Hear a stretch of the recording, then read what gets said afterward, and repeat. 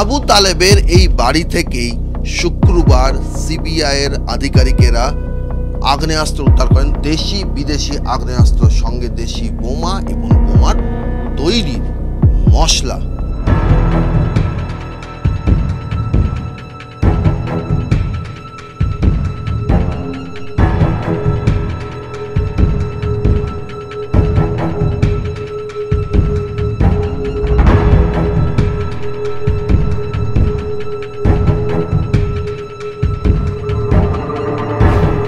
এই বাড়িতে শুক্রবার রাত পর্যন্ত এই বাড়ির ভেতরে যেখান থেকে দেশি বিদেশি আগ্নেয়াস্ত্র উদ্ধার হয়েছে সেই ছবি স্পষ্টই ক্যামেরায় ধরা পড়ছিল।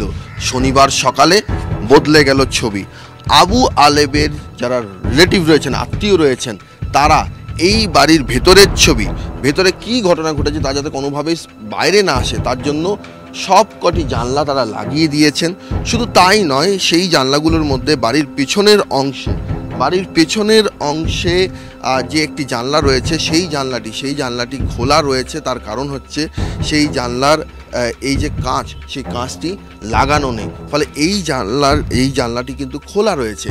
কিন্তু এখান থেকে শুক্রবার রাতেও এখানে পরিষ্কার স্পষ্টভাবে দেখা যাচ্ছিল যে সিমেন্ট খোঁড়া হয়েছে, সিমেন্ট খোঁড়ার পর সেটিকে আবার বাঁধিয়ে দেওয়া হয়েছে, সেই চিহ্নটি নেই। সেই জায়গার ওপরে মাদুর বিছিয়ে তার উপর জামা কাপড় রেখে দেওয়া হয়েছে যাতে কোনোভাবেই এই ছবি বাইরে বেরিয়ে না আসে।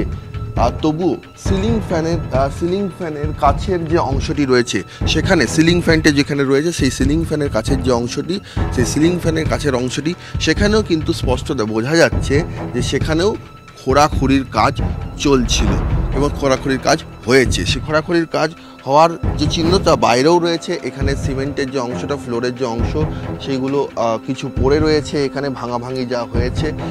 সব মিলিয়ে প্রশ্ন উঠছে যে কেন এই বিষয়গুলি, এই ফ্লোর উদ্ধার হওয়ার পরও এইভাবে বাড়ির জানলা কাজ বন্ধ করে তারপর মাদুর বিছিয়ে সেখানে জামা কাপড় বিছিয়ে রাখা হলো।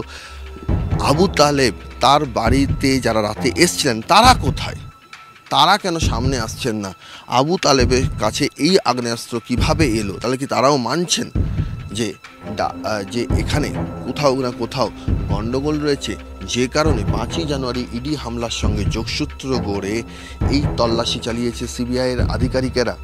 প্রশ্ন উঠছে হাফিজুল খাঁ, তৃণমূলের পঞ্চায়েত মেম্বার, তিনি কোথায়? হাফিজুল খাঁয়ের আত্মীয়, এর সঙ্গে হাফিজুল খাঁয়ের কি যোগ রয়েছে? সব মিলিয়ে প্রশ্ন অনেক এই পুরো ঘটনা ঘিরে। ক্যামেরায় অমিত দাসের সঙ্গে সৌরভ দত্ত, টিভি9 বাংলা, সন্দেশখালী।